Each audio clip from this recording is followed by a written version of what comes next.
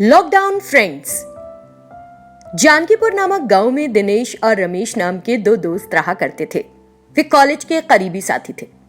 अचानक हुए लॉकडाउन के कारण सरकार द्वारा सभी को घर पर रहने की घोषणा की गई, तो दिनेश अपने फोन पर कई वीडियो गेम्स खेलने लगा। रमेश दिनेश से मिलने आता है और कहता है, हाय दिनेश, क्या कर रहा है? डोनट्स बनाने की कोशिश कर रहा हूं, खाएगा? अरे फोन पर डोनट्स कैसे बना सकता है? तुम्हें इतनी बात समझ नहीं आ रही? मैं इस पर गेम खेल रहा हूं। अगर तुम घंटों फोन पर खेलते रहोगे तो पक्का है कि तुम्हारी आंखें खराब हो जाएंगी। कल मैंने बगल वाली रहने वाली बूढ़ी मौसी से बात करने की कोशिश की, लेकिन उन्होंने मुझे अपने घर में एंटर ही नहीं करने दिया और मुझे बाहर चले जाने के लिए कहा। और दूसरी बात, अगर मैं पुलिस की चेतावनी के बावजूद घर से बाहर निकलने की कोशिश करूंगा तो मुझे पकड़कर पीट देंगे। इसीलिए घर पर रहकर अपने फोन पर गेम खेलने का फैसला किया है।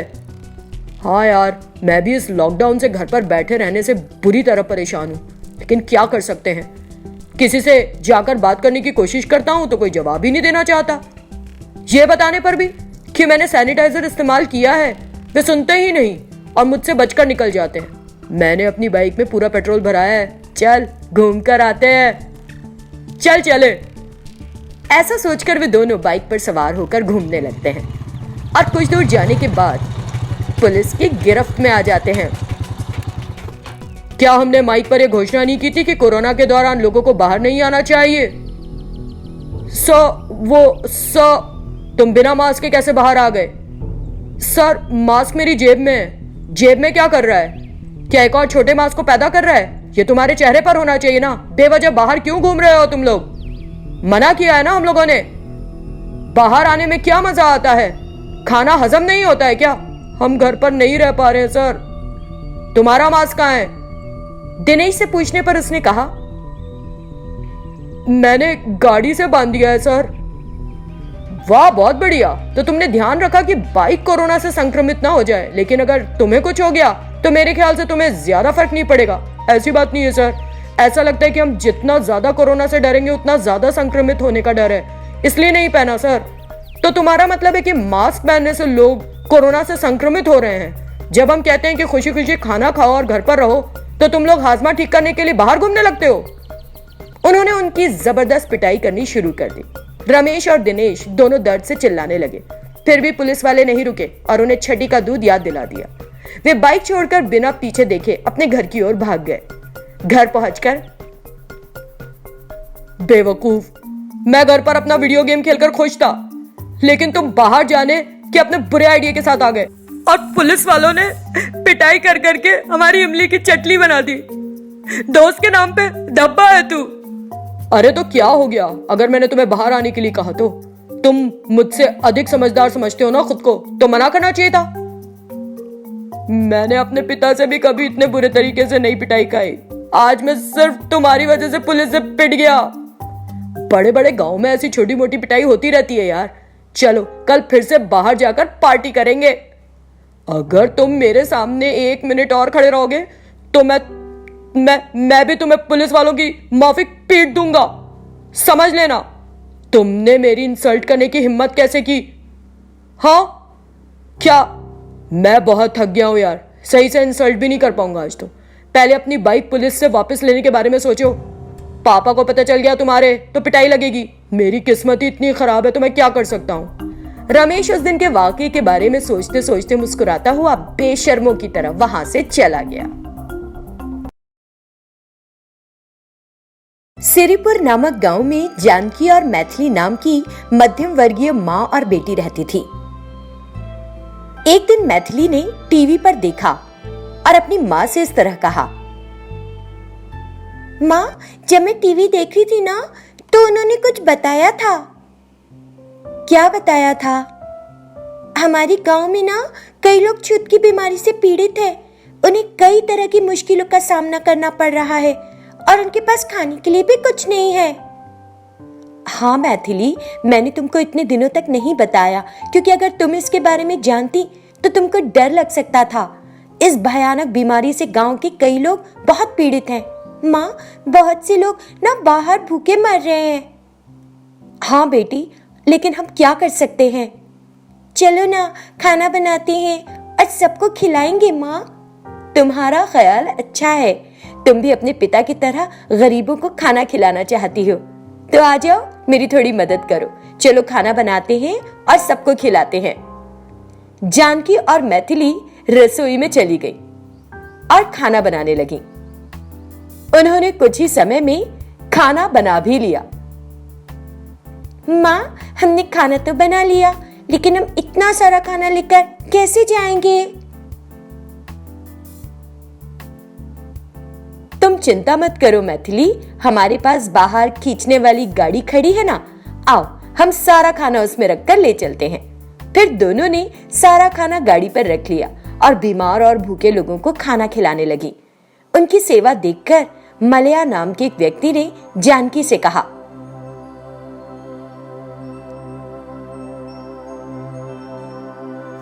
देखो जानकी, जब हमारे सगे संबंधियों ने इस बीमारी के चलते हमारा साथ छोड़ दिया, तो तुम और तुम्हारी बेटी आगे आए और हम लोगों की मदद कर रही हो। तुम लोगों के ऋणी हैं हम सब। तुम्हारा बहुत बहुत धन्यवाद। तुम जैसे लोगों को खूब खुशियां मिलनी चाहिए। भगवान तुम दोनों का भला करे। तुम लोग जुग जुग जियो। ये सब भगवान की मर्जी है, हम सिर्फ इंसान हैं। आप सभी जल्द ठीक हो जाए तो हमें खुशी होगी। आपने खाया अच्छे से? और खाइए अगर खाना चाहते हैं तो, बहुत रखा है। फिर जानकी वहां से घर आ गई। इस तरह उन्होंने कुछ दिनों खाना बनाया और सबको खिलाया। फिर एक दिन जब जानकी खाना बना रही थी, वो अचानक गिर पड़ी और बेहोश हो गई। ये देखकर मैथिली उसे खींचने वाली गाड़ी पर अस्पताल ले गई। डॉक्टर ने उसकी जांच की और मैथिली को बुलाया। गांव वालों की मदद करते हुए तुम्हारी मां ने अपने स्वास्थ्य की परवाह नहीं की। ऐसा इसलिए हुआ क्योंकि इस भयानक बीमारी के बारे में जानते हुए भी तुम्हारी मां ने प्रिकॉशंस नहीं बरते। इस बीच जानकी की वहां पर मौत हो गई। मां को देखकर मैथिली रोने लगी और बोली, मुझे माफ कर दो मां। जब हमने सभी के लिए अच्छा काम किया तो भगवान ने हमारे साथ बुरा क्यों किया? तुम मर गई और मुझे यहाँ अकेला छोड़ दिया।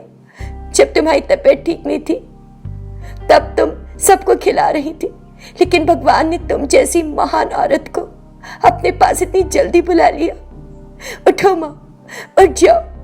इतना कहकर मैथिली रोने लगी और रोती ही रही। उसकी मां नहीं रही थी, वो अनाथ हो गई थी। सुजाता नाम की एक महिला और वरुण नामक उसका सौतेला बेटा सीतापुर नामक गांव में रह रहे थे। कुछ सालों बाद वरुण की शादी सारिका नाम की लड़की से हो गई। एक दिन वरुण ऑफिस का काम करने निकल जाता है। सारिका पीछे से हमेशा कुछ न कुछ खाती ही रहती थी। सास सुजाता सारिका के पास आई, जो तब भी कुछ खा रही थी, और बोली, ये क्या है बहू, तुम हमेशा कुछ ना कुछ खाती ही रहती हो।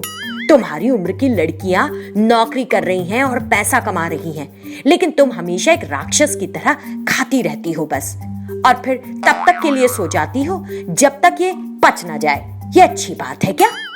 मुझे किसी के नीचे रहकर काम करना पसंद नहीं है सासू माँ, और फिर मेरे पति पैसा कमा रहे हैं और मैं खा रही हूँ, इसमें क्या गलत है?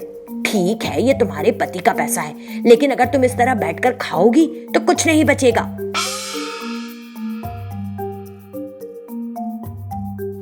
ये सुनकर सारिका सच में सोच में पड़ गई।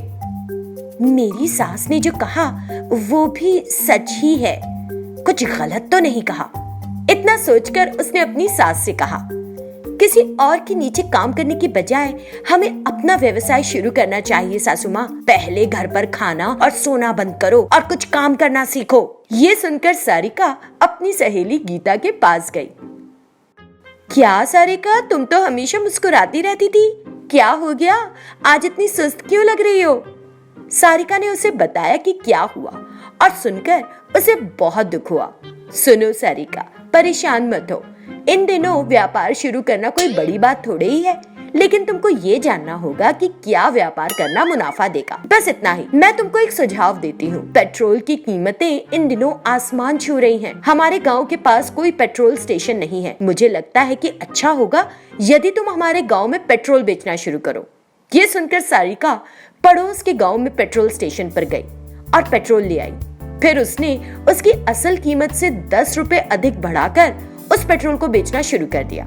थोड़ी देर बाद उस गांव में रहने वाले मोहन ने देखा कि उसकी बाइक का पेट्रोल खत्म हो गया है और धक्का देने लगा।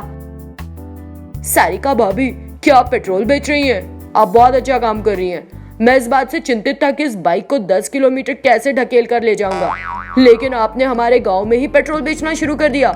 जल्दी से मुझे 2 लीटर पेट्रोल दे दीजिए। मैं तुम्हें दे दूंगी, लेकिन तुमको 1 लीटर पेट्रोल के लिए मुझे 100 रुपए देने होंगे। ठीक है भाभी, पड़ोसी गांव से पेट्रोल लेने के लिए 30 रुपए खर्च होते। अगर मैं आपको उसमें से 10 रुपए देता हूँ तो भी 20 रुपए बच जाएंगे। मुझे 2 लीटर पेट्रोल दे दीजिए। इस तरह सभी ने सारिका से पेट्रोल खरीदना शुरू कर दिया। कुछ ही दिनों में सारिका को अच्छा लाभ हुआ। फिर उसने सारे इकट्ठा हुए पैसे लिए और अपनी सास को दे दिए। ये देखकर सुजाता ने सारिका की बुद्धिमत्ता का लोहा माना और फिर उसे बात बात पर टोकना बंद कर दिया।